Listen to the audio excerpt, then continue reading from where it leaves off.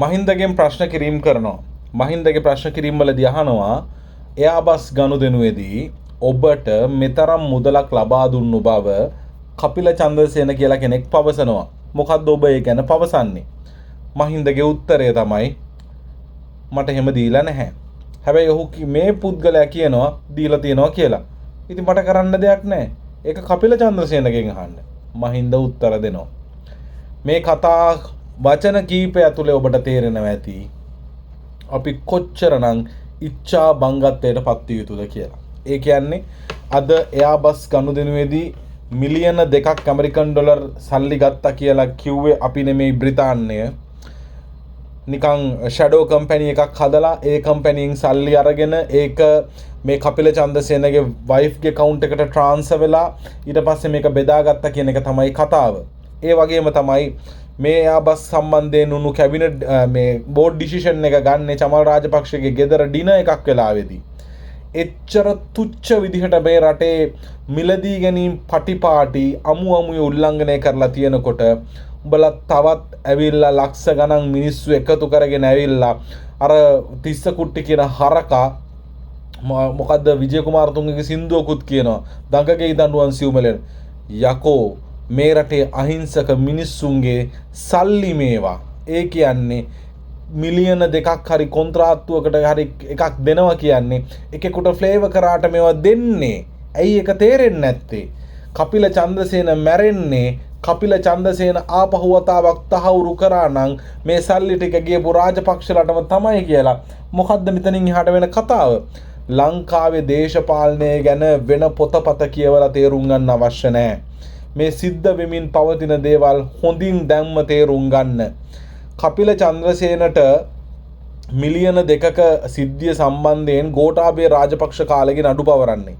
එතන ඉඳලා පට්ට ප්‍රෙෂර් එකක ඉඳලා මේ අයට රට යන්න දෙන්නේ නැතුව වාරණයන් දාලා ඔය ඔක්කොටම මූණ දීපු මිනිහෙක් කපිල චන්ද්‍රසේන කියන්නේ. එතකොට මේ පාර හිර යන එක විතරද මේ මිනිහට ස්ට්‍රෙස් උනේ? අරවින්ද ද සිල්වායි නෝනයි කට උත්තර දීලා තිනවා ඒ උන්ගේ දැනුමේ හැටියට.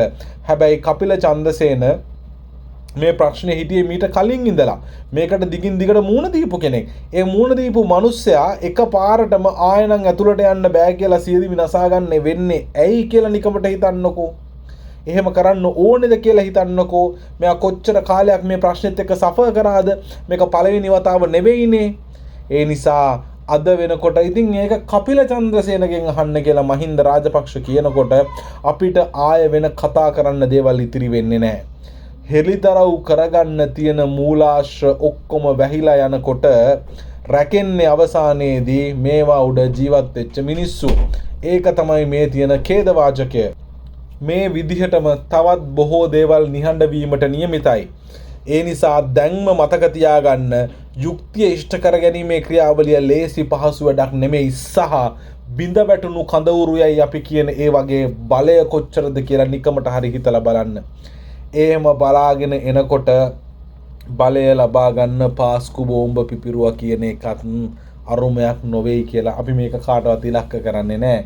කාට හෝ වාසියක් වෙන්න කාට හෝ බලය ලබා ගන්න පාස්කු බෝම්බ පිපිරුවා කියන එකත් මේ අයට අරුමයක් නොවන වග මතක තියාගන්න. මේ ප්‍රශ්නේ අද නෙමේ කපිල චන්ද්‍රසේනට ආවේ. මේ ප්‍රශ්නෙත් එක්ක කපිල චන්ද්‍රසේන නෝනා හොඳටම ජීවත් වෙච්ච මිනිස්සු. ඒ මිනිස්සු මේකේ ප්‍රශ්නේ හිටියේ ගෝඨගේ ආණ්ඩුවේ ඉඳලා 2019. එහෙම තියදී පළවෙනියට අත්අඩංගුවට ගැනීම සිද්ධ වුණේ. එහෙම ගියපු විමර්ශනයක දැන්ද මේ මහත්තයරුන්ට ස්ට්‍රෙස් උනේ. ඒ නිසා මේ සිද්ධ කරපු දේ ඔබ තේරුම් ගන්න. මේ මිනිස්සුන්ට කොච්චර ප්‍රෙෂර් එකක් එන්න ඇද්ද ඒ මිනිස්සයා කලින් දීපු කට උත්තරේ ගැන. ඔබ දැන් තේරුම් ගන්න මේක ලේසි නැහැ.